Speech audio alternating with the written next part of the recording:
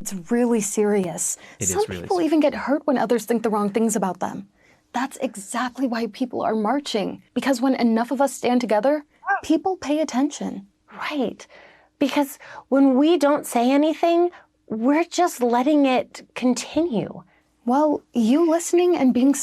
That's the anti-racism or racist thing, yeah. Can you pause? So I want to say something here. Someone in chat said, you guys are overreacting. This will go in one ear and out the other of children. Wrong. You're absolutely wrong.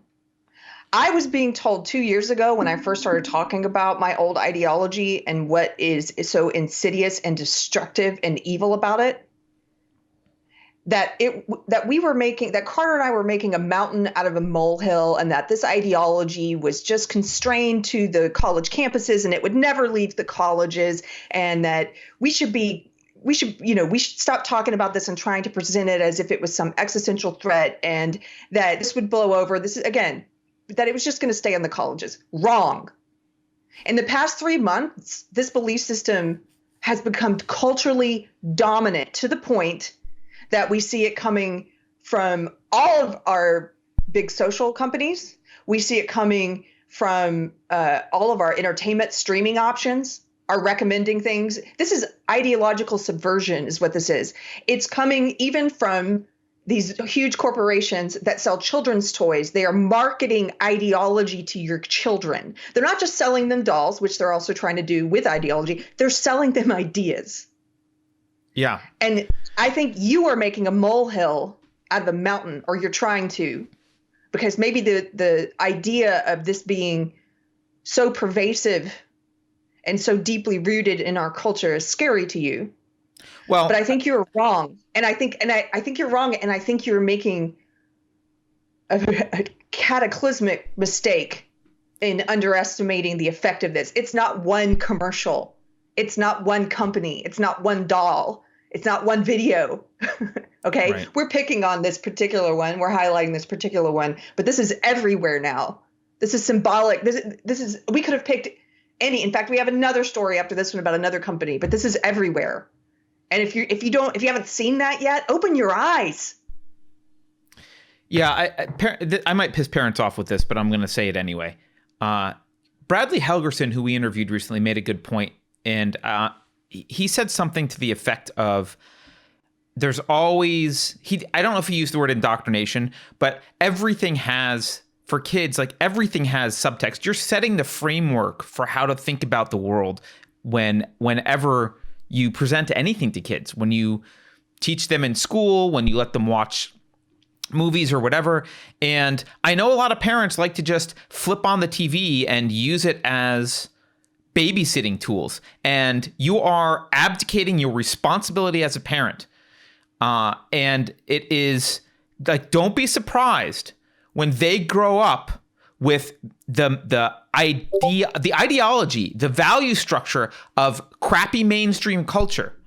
And then you wonder why you don't have a good relationship with them when they're teenagers, or things are wrong or whatever. It's, if you sat them down in front of the Disney Channel from the time they were a baby, it's your fault. You did this. I'm sorry, but it's your fault. You, parent, you. The kid doesn't buy the TV. The kid doesn't plug the TV into the wall. The kid doesn't turn the TV on. Maybe when they're older, they can turn the TV on themselves. But this stuff, people do this because it works. I mean, the Catholic Church talked about this even. I think, what pope was it that was like, give me a kid until he's 6 years old and I've got him for life? People know this. It works. This is why you do this with kids. And you have your kid. Lay the value structure that they need to survive and thrive. That's your job. And if you look at this crap and go, oh, it doesn't matter, it'll go one in ear and out the other, that's not just naive. That's you being a crappy parent. You're giving someone else, you're letting Mattel parent your child. And I'm really hard on parents who do this stuff, and I'm sorry, but I didn't let my daughter watch anything until she was 5 or 6, maybe. Like literally nothing, no screens, nothing, zero. And Was it harder? I guess. You have to play with them. And she turned out to read a lot. But it's not that hard. You're just fucking lazy. So you can't complain about the state of the world if you're so lazy that you let the world and you let Netflix raise your child. You're the problem. Or YouTube. Any of it. Gosh, I don't know. I don't have a right to.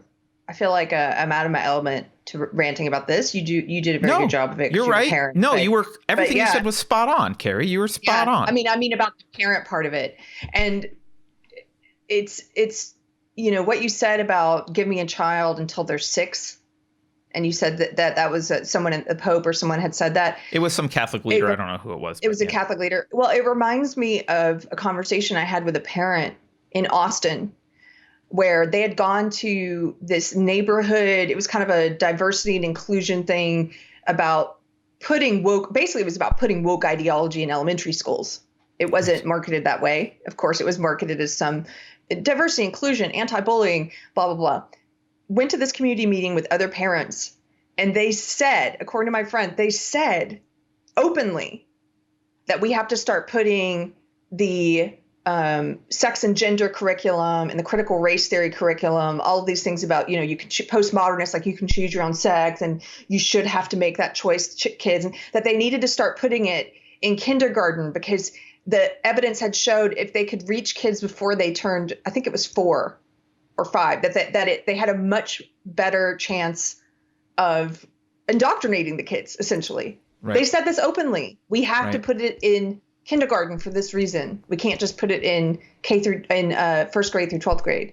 Like they know. They know. Of course they know. This is not a conspiracy theory, and it's not a secret. It's known. It's been known for a long time. Someone in chat just said books were considered subversive 200 years ago. Like, yeah, they were. And by the way, when I say she got to read books, she only got to read the books that were in the house. Books can be subversive. Absolutely, you should control what books your children read as well. Like, there is no way you can raise a child with zero, by implementing zero moral framework in them. They need a moral framework. They need to make sense of the world. And if you don't provide one, they will absorb it from whatever's around them. That could be books. It could be movies. It could be Netflix. YouTube. It could be wherever. So no matter what you do, you're giving them a framework to look at the world. Do it consciously. Give them what you think is the proper right framework. That's your fucking job. That's your job. And if you can't do that job, do not push kids out. If you can't do that, don't have children. We don't need more zombies. Don't have children. If you can't do it, just don't have kids. If you're not giving them a worldview, it took me a long time to see this. They're going to be instilled with a worldview, if not by you, then by the culture or by the public schools or by YouTube or by Netflix. You have to decide what worldview you're going to, like, here's the best way of looking at the world, basically, what you're going to teach your kid about the best way of interpreting being in the world. The story that the media and academia and public schools are now trying to teach your kid, they're trying to teach your kid that the best way to look at the world is as a competition between identity groups for power. And that they need to go into the world looking at everything. And where's the racism? Where's the sexism? What race are you? What sex are you? I must treat you this way because you're that race. I must treat you that way because you're that sex. They're giving your child a narrative. What narrative are you giving your kids?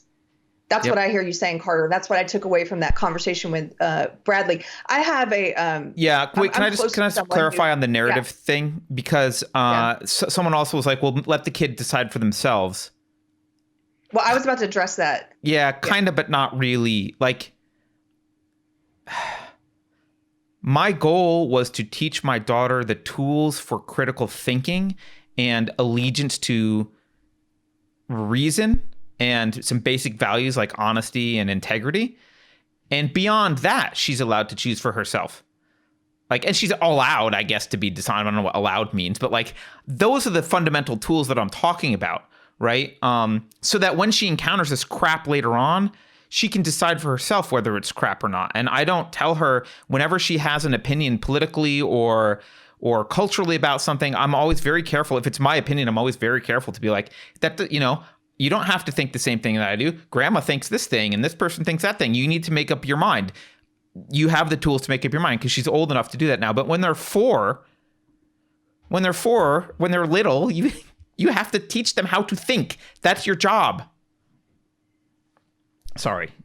Go ahead, Carrie. What was that? Yeah.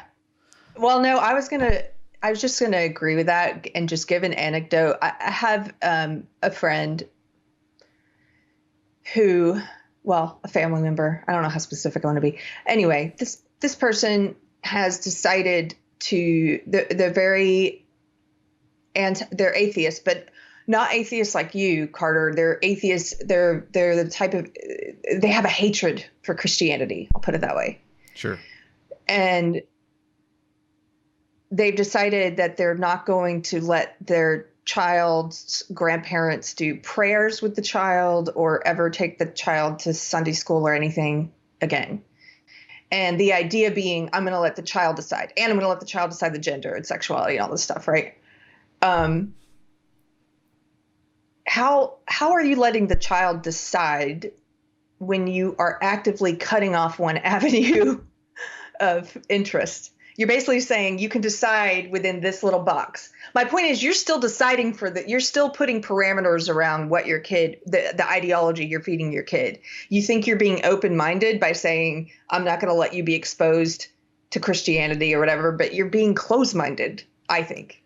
Yeah, I mean, I think there's a gradation there. Like, you obviously should control the younger they are, the more you control what they're exposed to, and the older they get, the less you control what they're exposed to, and that's intentional. And like, you know, like my daughter's old enough that if she has read the children's Bible stuff. Like, she's old enough, even though I'm an atheist, like she's old enough that if she wants to go to church with her friend or whatever, like it's fine.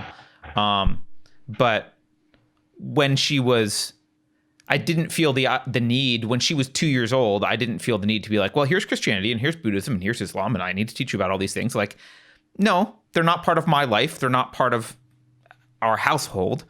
They're there. They're not verboten.